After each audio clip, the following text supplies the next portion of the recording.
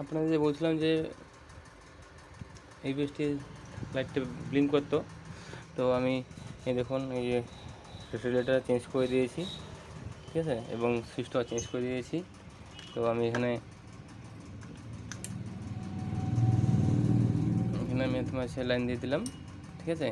এই দেখুন এখন লাইটটা জ্বলছে, এটার পটটা খোলা আছে, এই যে পটটা খোলা, ঠিক আছে। আগে এই লাইটটা ব্লিঙ্ক করতো, তো এখন আর ব্লিঙ্ক করছে না। তো এখন চালু হয়ে গেছে, মেন অন হয়ে গেল, এই অন হইলো, এই অফ, ঠিক আছে। এই চলছে লাইট,